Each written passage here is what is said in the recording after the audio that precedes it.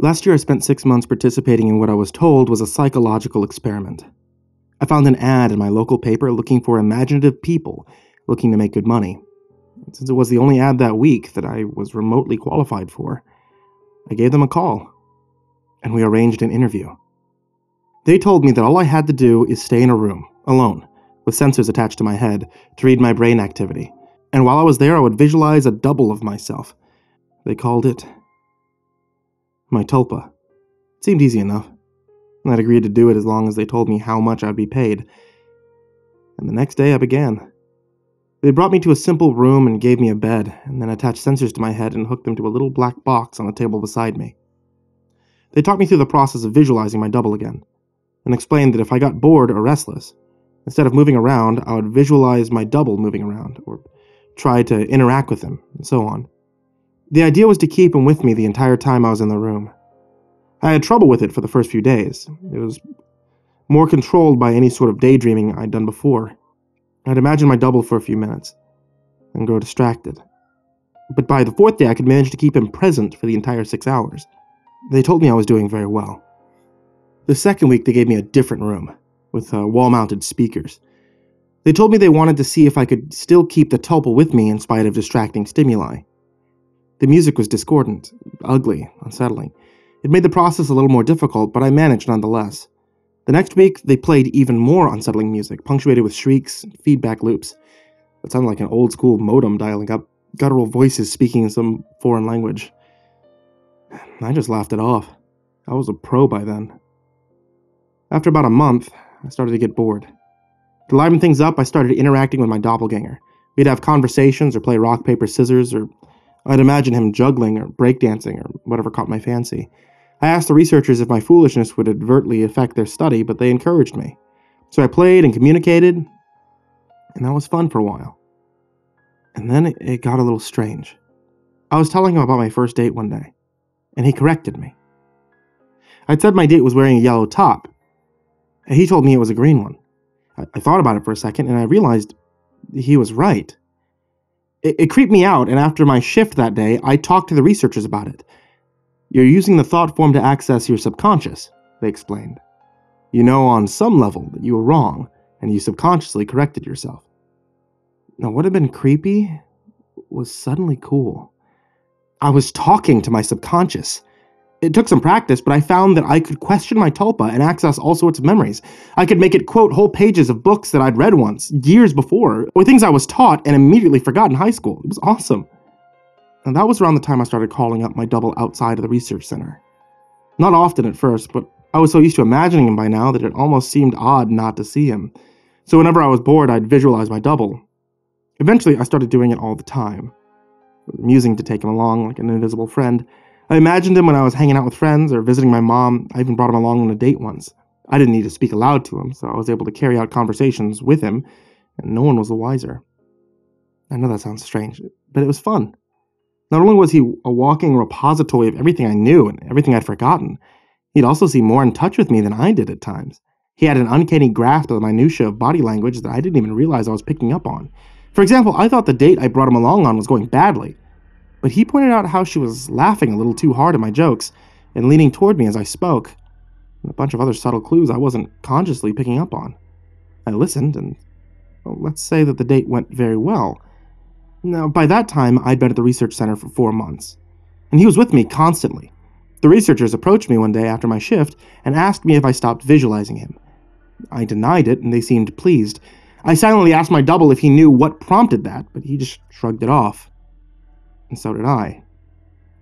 I withdrew a little from the world at that point. I was having trouble relating to people. It seemed to me that they were so confused and unsure of themselves, while I had a manifestation of myself to confer with. It made socializing awkward. Nobody else seemed aware of the reasons behind their actions. Why some things made them mad, other things made them laugh. They didn't know what moved them, but I did. Or at least, I could ask myself and get an answer. A friend confronted me one day, pounded at the door until I answered it. Came in fuming, swearing up a storm. You haven't answered when I called you. What the hell's your problem? I was about to apologize to him and probably would have offered to hit the bars with him that night. My tulpa grew furious suddenly. Hit him. it said. And before I knew what I was doing, I heard his nose break. He fell to the floor. He came up swinging. We beat each other up and down my apartment. I was more furious than I had ever been, and I was not merciful. Knocked him to the ground, gave him 2 savage kicks to the ribs. That's when he fled, hunched over, sobbing. The police were by a few minutes later, but I told him that he'd been the instigator. Since he wasn't around to refute me, he let me off with a warning. My tulpa was grinning the entire time. I spent the night crowing about my victory, sneering over how badly I'd beaten my friend. It wasn't until the next morning when I was checking out my black eye and cut lip in the mirror that I remembered what had set me off. My double was the one who'd grown furious, not me. I'd been feeling guilty, a little ashamed, but he'd goaded me into a vicious fight with a concerned friend. He was present, of course, knew my thoughts. You don't need him anymore. You don't need anyone anymore, he told me. And I felt my skin crawl. I explained all this to the researchers who employed me, but they just laughed it off. Can't be scared of something you're imagining, one told me. My double stood beside him and nodded his head, and then smirked at me. I tried to take their words to heart, but over the next few days I found myself growing more and more anxious around my tulpa, and it seemed that he was changing. He looked taller, more menacing. His eyes twinkled with mischief, and I saw malice in his constant smile. No job was worth losing my mind over, I decided. If he was out of control, I'd put him down. I was so used to him at that point that visualizing him was an automatic response, so I started trying my damnedest to not visualize him. That took a few days, but it started to work somewhat. I could get rid of him for hours at a time, but every time he came back, and he seemed worse. His skin seemed ashen, his teeth more pointed. He hissed and gibbered and threatened and swore. The discordant music I'd been listening to for months seemed to accompany him everywhere, even when I was at home. I'd relax and slip up, no longer concentrating on not seeing him, and there he'd be, that howling noise with him. I was still visiting the research center and spending my 6 hours there. I needed the money. I thought they weren't aware that I was now actively not visualizing my tulpa. I was wrong. After my shift one day, about 5.5 months in, 2 impressive men grabbed me and restrained me, and someone in a lab coat jabbed a hypodermic needle into my body. I woke up from my stupor back in the room, strapped to a bed, music blaring with my doppelganger standing over me, cackling. He hardly looked human anymore. His features were twisted, his eyes sunken into their sockets and filmed over like a corpse's. He was much taller than me, but hunched over. His hands were twisted, the fingernails were like talons. He was, in short, terrifying. I tried to will him away, but I just couldn't. I couldn't seem to concentrate. He giggled and tapped the IV in my arm. I thrashed at my restraints as best I could, but I could hardly move at all. They're pumping you full of the good stuff, I think. How's the mind? All fuzzy? He leaned closer and closer as he spoke, and I gagged. His breath smelled like spoiled meat. I tried to focus, but I couldn't banish him. The next few weeks were terrible. Every so often, someone in a doctor's coat would come in and inject me with something or force-feed me a pill. They kept me dizzy and unfocused and sometimes left me hallucinating or delusional. My thought forms were still present, constantly mocking me. He interacted with or perhaps caused my delusions. I hallucinated that my mother was there, scolding me, and then that he cut her throat and her blood showered me. It was so real that I could taste it. The doctors never spoke to me. I begged at times. I screamed, hurled invectives, demanded answers. They never spoke to me. They may have talked to my tulpa, my personal monster. I'm not sure. I was so doped up and confused that it may have just seemed more delusions, but I remember them talking with him. I grew convinced that he was the real one, I was the thought form. And he encouraged that line of thought at times. He mocked me at others. Another thing that I pray was a delusion was that he could touch me. More than that, he could hurt me. He poked and prodded at me if he felt I wasn't paying close enough attention to him. Once he grabbed my throat and he squeezed until I told him that I loved him. Another time he slashed my forearm with one of his talons. I still have a scar. Most days I can convince myself that I injured myself, and I just hallucinated that he was responsible. Most days. And then one day, he was telling me a story about how he was going to gut everyone that I loved, starting with my sister. He paused. A curious look crossed his face. He reached out and he touched my head like a mother used to do when I had a fever. He stayed still for a long moment, then he smiled. All thoughts are creative, he told me. Then he walked out the door. 3 hours later, I was given an injection and I passed out. I awoke unrestrained, shaking. I made my way to the door and I found it unlocked, and I walked out into the empty hallway, and then I ran. I stumbled more than once, but I made it down the stairs and out into the lot behind the building. And there I collapsed, weeping like a child.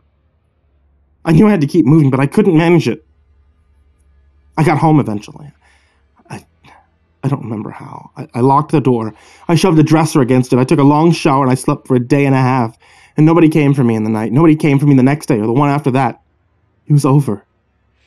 I'd spent a week locked in that room, but it felt like a century. I'd withdrawn so much from my life beforehand that nobody had even known I was missing. The police didn't find anything. The research center was empty. Paper trail fell apart. The names I'd given them were aliases. Even the money I'd received was apparently untraceable. I had recovered. As much as one can. I don't leave the house much. And I have panic attacks, and I do. I cry a lot. I don't sleep much, and my nightmares are terrible. It's over, I tell myself. I survived. I used the concentration those bastards had taught me to convince myself. It works sometimes. But not today, though. 3 days ago, I got a phone call from my mother.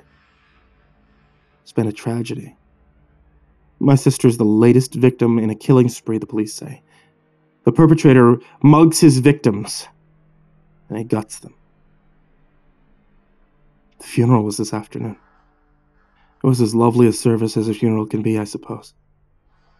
And I was a little distracted, though. All I could hear was the music coming from somewhere distant. Discordant, unsettling stuff that sounds like feedback and shrieking and a modem dialing up. I hear it still. A little louder now.